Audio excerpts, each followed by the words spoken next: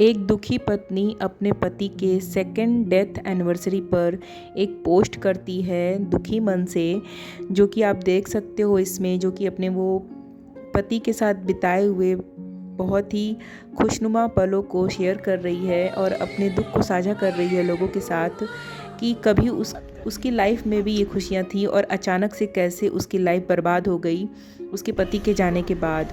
और वो ये दिखा रही है कि कैसे उसके पति के जाने के बाद उसकी लाइफ चेंज हो गई। और उसके स्टोरी से हमें पता चलता है कि कैसे एक औरत की ज़िंदगी एक पति के जाने के बाद पूरी तरह से बदल जाती है और कोई भी उस औरत का नहीं होता अपना। यहाँ पर एक बहन भी पोस्ट करती है अपने भाई के लिए, जो कि उसमें वो दिखा रही है कि वो अपने भाई से कितना प्यार करती थी, लेकिन उसकी पोस्ट में एक बहुत ही गलत चीज़ हमें दिखाई दे रही है, जो कि वो अपनी भाभी के लिए जो शब्द यूज कर रही है, अपनी भाभी की बच्चियों के लिए वो शब्द यूज कर रही है, जो कि उसी भाभी के कभी आगे पीछे ये लड़की आगे पीछे दौड़ती थी। भाभी भाभी क्या करती थी, उन बच्चियों को अपना सब कुछ मानती थी। और आज वही लड़की जिसकी उम्र महज 15-16 साल की होगी, वो लड़की बता रही है अपने पोस्ट के जरिए कि एक पति और पत्नी का रिलेशन कैसा होना चाहिए। वो अपने भाई की डेथ एनिवर्सरी पर अपने भाई के दुख में तो शरीक नहीं हो रही, बल्कि अपने भाभी के दुख को और ज़्यादा बढ़ा रही है। और वो इसको ये ऐसा दिखा रही है कि उसके भाई ने जो उसकी अपनी भाभी से जो शादी की वो गलत डिसीजन था उसके भाई का। यहाँ पर कौन सी औरत ऐसा चाहेगी कि उसका पति इस दुनिया में ना रहे। Hello everyone, welcome back to my YouTube channel. कैसे हो आप लोग? आई होप कि आप लोग बहुत अच्छे होंगे और मैं भी बहुत अच्छी हूँ। तो फ्रेंड्स, आज हम बात करेंगे सपना की, जिसको आप लोग स्नैपी गर्ल्स के नाम से जानते होंगे। और उसकी नंद जो है अंशु, अंशु, जो आप लोग उसे भी अच्छी तरह से जानते होंगे, जो कि अभी पिछली कंट्रोवर्सी हुई थी। अंशु ने एक पोस्ट किया है अपने भाई की डेथ एनिवर्सरी पर, जिस पोस्ट के जरिए पता चलता है कि वो अपनी भाभी को कैसे प्रोवोक कर रही है, जो कि कोई भी औरत ऐसा देखेगी या सुनेगी तो बिल्कुल भी बर्दाश्त नहीं करेगी। क्योंकि सपना की फैमिली जो थी बहुत अच्छी थी। जब तक राजवीर भाई थे तब तक उसकी फैमिली में सब कुछ अच्छा चल रहा था, सब कुछ हंसी खुशी सब लोग रह रहे थे, बहुत ही एक हैप्पी फैमिली थी। लेकिन अचानक से सपना की ज़िंदगी में तूफ़ान आता है और राजवीर भाई की डेथ हो जाती है एक्सीडेंट में। उसके बाद से बहुत चीज़ें बदलती हैं उसकी लाइफ में, और एक ऐसा मोड़ आता है कि उसे घर से निकलना पड़ता है, ससुराल छोड़कर निकलना पड़ता है। उसके बाद से जो उसकी सबसे सगी नंद जो थी, जिसे वो अपनी बहन मानती थी, लोग भी देखते थे कि तो कहते थे कि भाई सब कोई अलग हो सकता है, लेकिन जो इसकी नंद है अंशु है, वो कभी भी सपना से अलग नहीं हो सकती।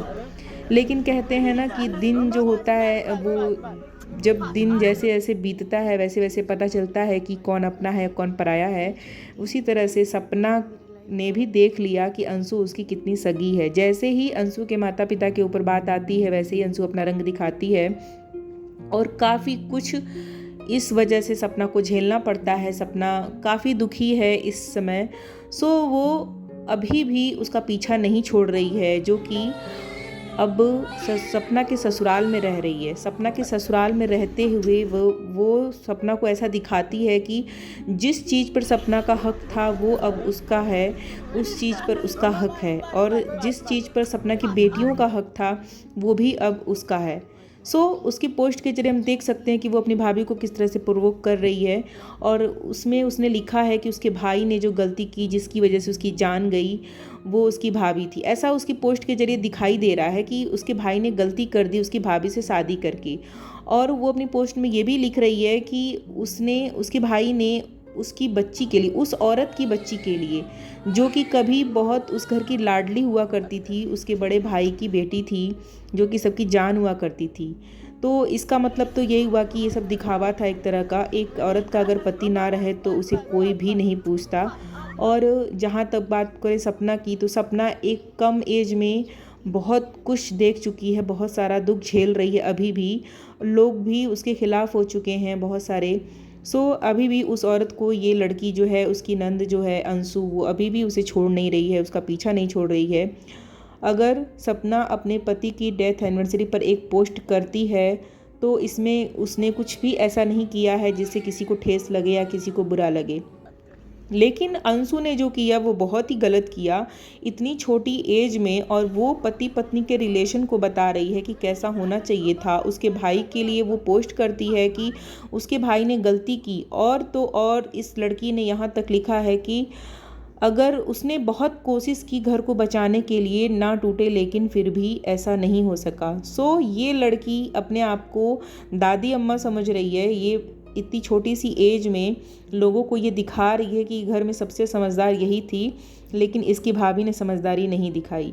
सो अब इसकी पोस्ट से साफ साफ पता चलता है कि इसकी सोच कितनी गिरी हुई है। और बहुत लोगों का ऐसा मानना है कि ये जो भी बोल रही है या लिख रही है ये इसके बोल नहीं है, इससे करवाया जा रहा है। जो भी है इसकी फैमिली, इसके माता पिता, इसके जो भी सपना के सास ससुर के साथ ये रहती है, जो भी लोग हैं, ये कहीं ना कहीं उनके दिमाग का इस्तेमाल है। जब राजवीर भाई जिंदा थे उस समय की वीडियो अगर आपने देखी होगी तो कहीं से भी ऐसा नहीं लगता कि राजवीर ने किसी दबाव में शादी की थी सपना से, या फिर वो शादी करने के बाद खुश नहीं था सपना के साथ। कहीं भी ऐसा दिखाई नहीं देता है। लेकिन उसके बावजूद भी इस लड़की ने इतना झूठा पोस्ट डाला है जिसमें इसने साफ साफ लिखा है कि वो अपनी खुशी के खातिर नहीं बल्कि अपने भाई की पत्नी के लिए उसने शादी की थी और अपने भाई की बेटी के लिए शादी की थी। सो ऐसा कहाँ दिख रहा है लोगों को। और जितने भी इनके व्लॉग्स आप देखोगे पहले के उठा के, उसमें आप कहीं भी ऐसा नहीं देखोगे कि राजवीर भाई खुश नहीं थे या फिर उन्होंने किसी दबाव में शादी की थी, क्योंकि इनकी मैरिड लाइफ बहुत अच्छी चल रही थी, बहुत ही खुश थे। सपना भी बहुत खुश थी, राजवीर भी बहुत खुश था और इनके बच्चे भी बहुत खुश थे। सो भगवान का अगर यही मंजूर था भगवान को तो ये तो होना ही था सपना के साथ। लेकिन बहुत ही बुरा हुआ सपना के साथ। लेकिन उसके बावजूद भी अगर परिवार साथ न दे, घर वाले ऐसा करें जिससे कि और भी ज़्यादा दुख बढ़ जाए, तो फिर बात ही क्या है।